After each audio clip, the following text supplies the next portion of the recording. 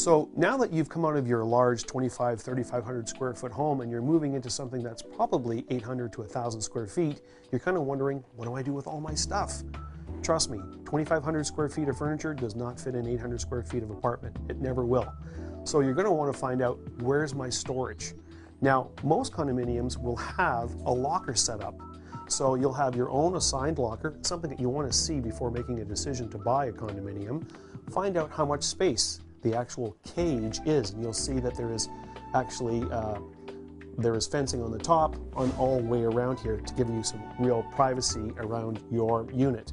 I have seen people who have actually put some covering around it as well, just to kind of keep the contents not secretive, but certainly confidential.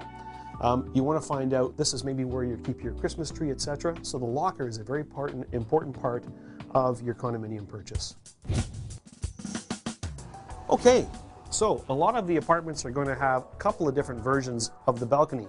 This one right here actually has an open air balcony, and you can see what they've done here by putting some screening up for pigeons, etc. So it's got its pluses and sometimes its minuses.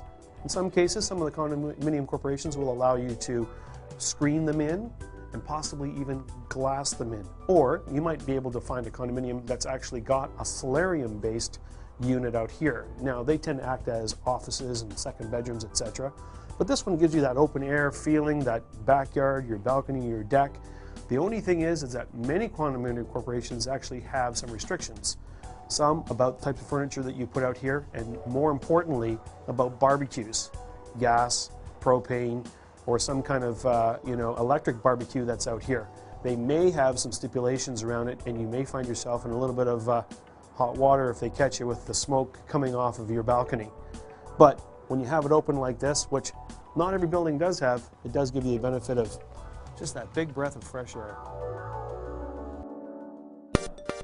Okay, so let's look at some units on the inside.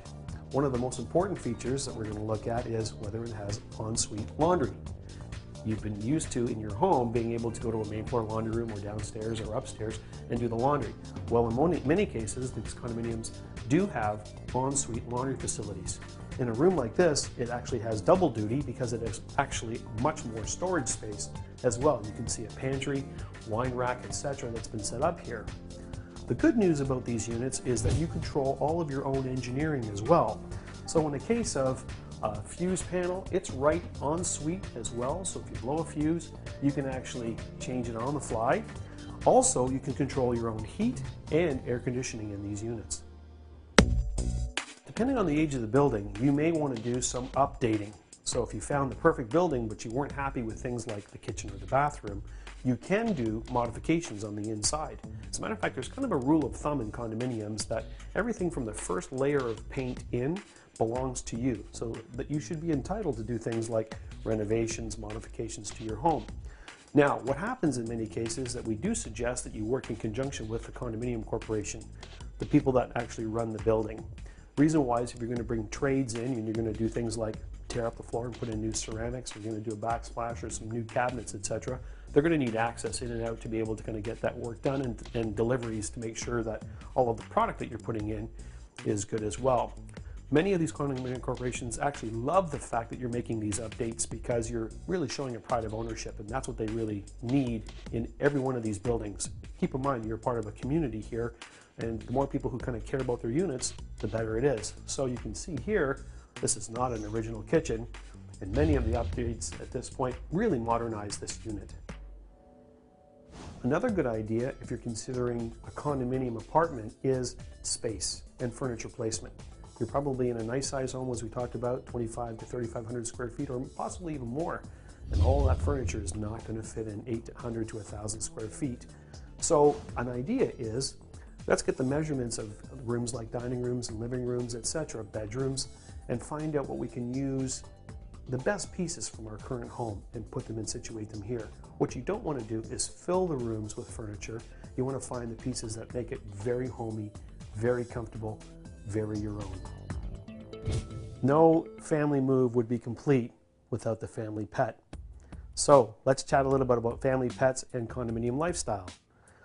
Most buildings have no problem with pets, depending on the kind of pets. You got a boa constrictor? They might get a little shaky about that.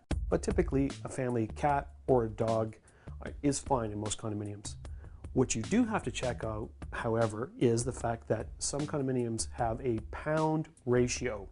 Basically means if you have a great big German Shepherd or golden retriever, etc., it might be outside of the pound restrictions and the limitations that the condominium corporation allows. So you really want to check that, because hey, leave no family member behind. We can't leave the dog or the cat behind. Also, when you're considering pets at this point, how close are you to the elevator for making sure that the pet is comfortable going outside, eliminating, etc. So you're going to want to find out what that whole routine is going to be like for you and your family. One of the advantages in some condominium apartments is the size of their bedrooms. In this case, this master bedroom would host a large size queen or even possibly a king suite. In many cases, you're coming from a home where you actually have a double bed system set up. So 2 single beds or even 2 doubles. And a room like this would absolutely accommodate that. So again, when you're making a decision on condominium lifestyle, does it fit your lifestyle? Okay, you might be surprised that in these units we've talked about that are roughly 800 to 1,000 square feet, is there going to be enough storage? Well, you've seen the other part of this particular unit where the laundry room and the storage room were combined. And it was a good principal size room. Is there any other storage? Well, yes, there's always a good front hall closet at this point, but in many cases you have like an in-unit ensuite locker size. So in here, you'll notice quite a bit of shelving and extra storage for the other essentials that you always have. So you're wondering, if you're in a high-rise condo, is it safe? What if there's a fire?